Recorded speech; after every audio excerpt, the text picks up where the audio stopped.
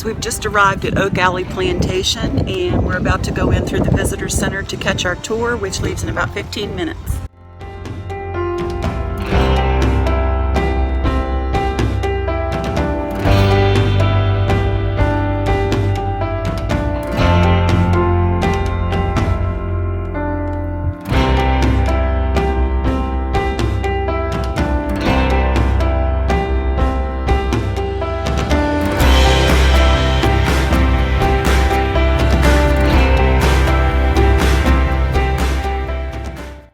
Absolutely stunning. And here in the south, they provided much needed shade.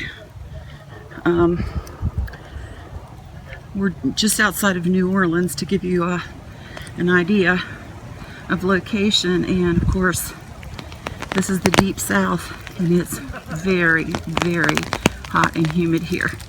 So when plantations were built, both the grounds and the homes were built to make them as comfortable as possible, keep people as cool as possible.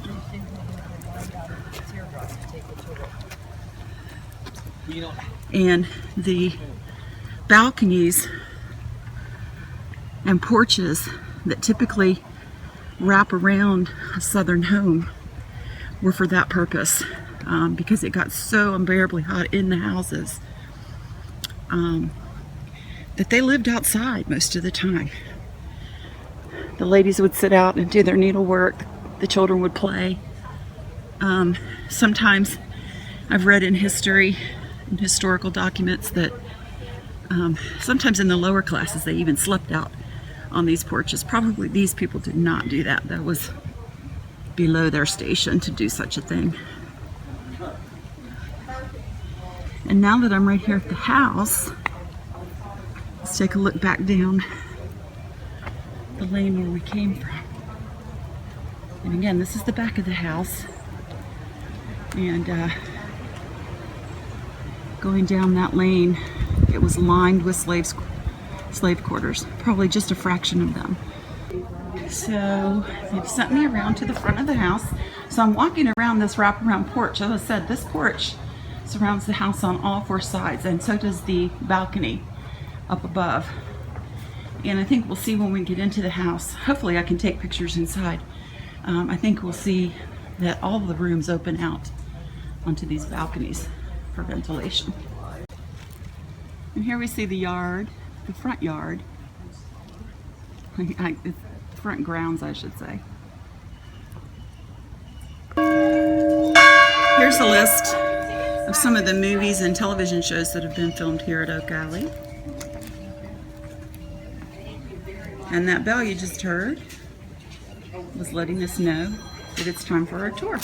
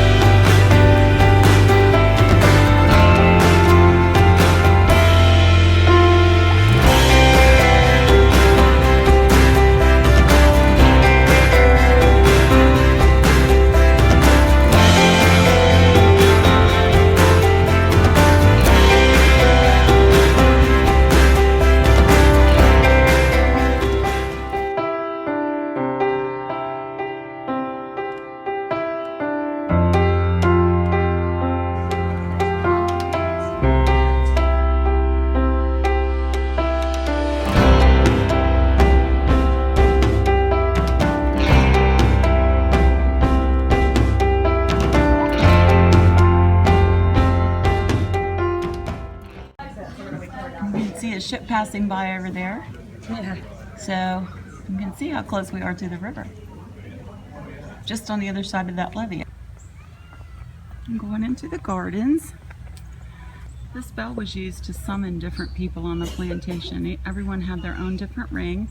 And it could be heard all over the plantation. So for instance, if they needed the doctor, he had a specific ring. If they needed the master of the slaves, he had a specific ring. So they used it for just about everything.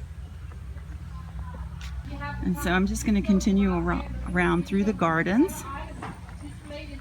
And I'm going to go to what now represents the kitchen that used to be here. Kitchens were kept separate from the houses so that if they caught fire, which was very common in the kitchens, that it wouldn't spread to the house.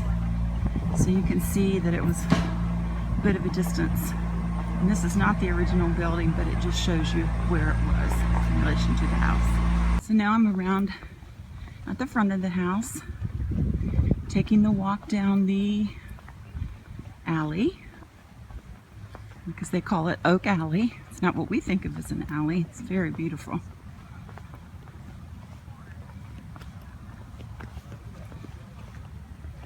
And again, you can see some of the branches that have gotten so long and heavy that they're on the ground or nearly on the ground. There's some more up ahead.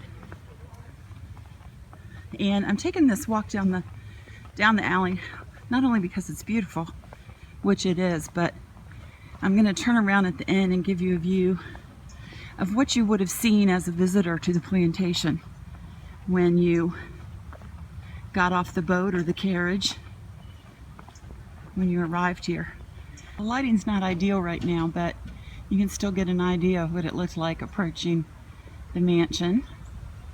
And I'm only about 2/3 of the way toward the end of it. It's a very long pathway.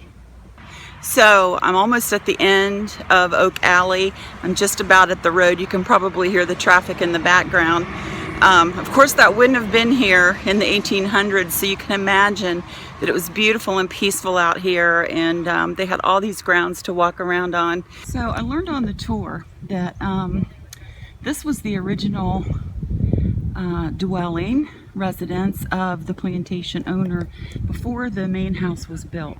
And you can see it's not too far from the main house. But the slave houses, which we're going to go by in a minute, actually would not normally have been this close to the main family house. The slave houses apparently were already here because the plantation was already a working plantation at that time, and the owner wanted to build the main house exactly where it is and take advantage of the alley of oaks. So he didn't have any choice but to build it this close to the slave quarters. There's still quite a bit of distance, but not what was customary. And I also learned that there were only 20 slave houses here on the property, and that was for 40 families. So they were all quite crowded, and depending on the size of your family, it could have been really, really crowded. So now I'm going to walk down the slave alley and learn a little bit more about the houses.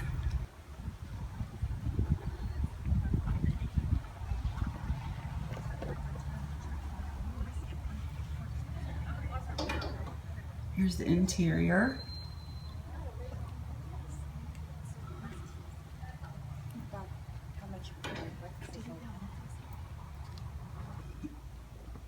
This would have been the quarters of some of the house slaves.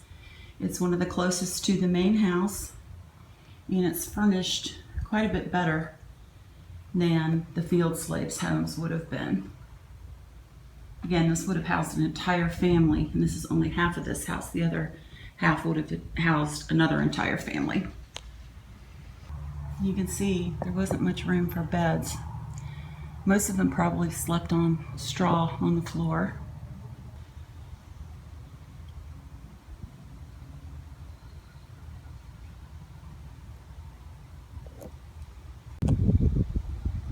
These were the field slave quarters, and unlike the earlier quarters that we saw, which were most likely the house slaves' quarters, these were very barren and sparse.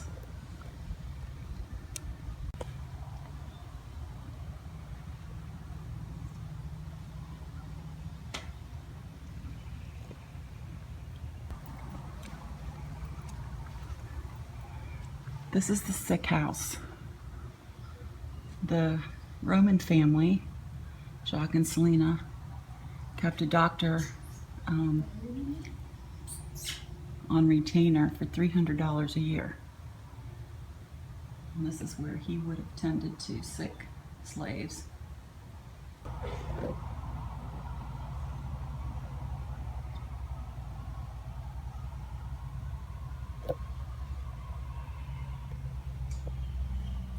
This was a post-emancipation quarter where free slaves who chose to stay on the plantation were allowed to live. And these were actually inhabited up until the turn of the century. But they were in really, really poor shape, and eventually they were demolished. So this is a recreation. As you can see, their living conditions weren't a whole lot better than they were when they were enslaved. Many of the slaves raised chickens to supplement their rations, and this is what one of their chicken coops would have looked like.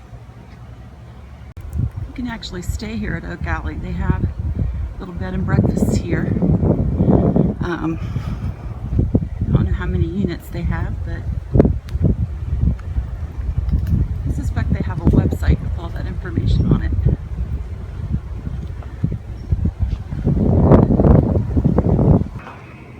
Blacksmith shop. And they made all their own horseshoes and hardware and so forth.